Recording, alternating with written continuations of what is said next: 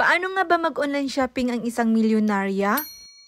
Isang akong maming tambay sa social media kaya naman imposibleng hindi ako mabubudol sa dami ng nagbubudol. Charis. Aba, syempre naman milyonarya tayo, diba? Charis. So ito na nga yung unang-una kong budol for today's video, ang bedsheet na nulukot. Ganun. O diba, alam nyo naman trending na trending to. Na ay naapo, imposibleng hindi ka talaga mabubudol sa dami ng nagbubudol ngayon ng nulukot na bedsheet. Abay, ang gagaling ba naman nila mambudol? At dahil nga milyonarya na mami ako, eto nga't napabudol na nga rin ako. At syempre dahil nga nagpabudol ako sa aking kasiyahan, eto nga't pinilhan ko din ng kasiyahan si Arkidandan. Ito na talaga yung pinakabudol for today's video, ang napakalaking bathtub. Na ay naapo, ito na naman si ating Yubu brand. Hindi talaga to nagpapahuli sa lahat ng trending. At tignan nyo naman, may pa-privy pa nga. Syempre, ang nanay na milyonarya kapag may privy for the go.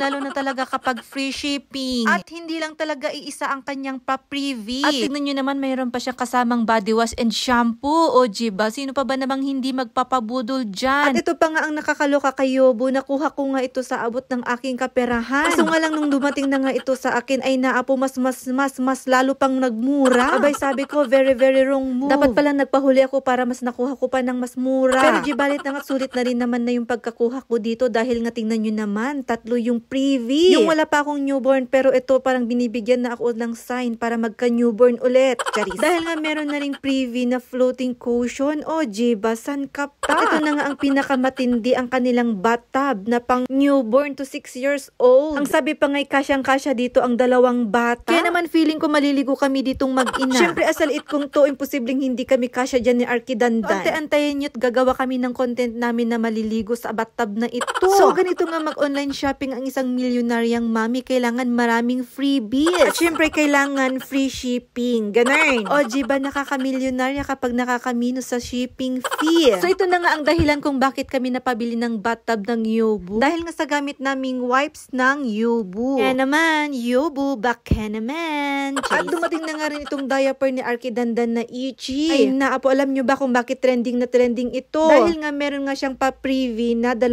hanger. Nung una-una kong nakabili nito, 225 pa lang, ganun. Pero ngayon ay naapo, tumaas na ang presyo dahil nga nag-trending. 295 na ba? Ganun. Pero ganun pa man, yung quality pa rin naman ng diaper ay hindi pa rin nga naman nagbabago. Pero ang kinaganda nga naman ng diaper na ito ay 50 na nga na peraso. Syempre ganun pa rin, parehas din naman sa mga ibang diaper na merong leak indicator, double leak guard na rin, ganun. At syempre makikita mo na nga rin dyan yung front and back. Ganon. At ito na nga yung last budol natin for today's video, ang pampaganda na naman ng bahay. At sabi ko nga sa inyo, nakikitim kahoy at timputi nga kami, kaya naman at kumuha nga ako ng wall sticker. Ay naapo, isa rin itong wall sticker na ito na trending din sa TikTok. Kaya naman ante-antayin nyo yung paunti-unting transition ng bahay namin sa Team Kahoy at Team Puti. At syempre kung gusto nyo rin ang mga ito, yung mga link, ilalagay ko lang dyan sa my comment section. So ito na nga lang muna for today's video. Thanks for watching. Thank you so much, Lord.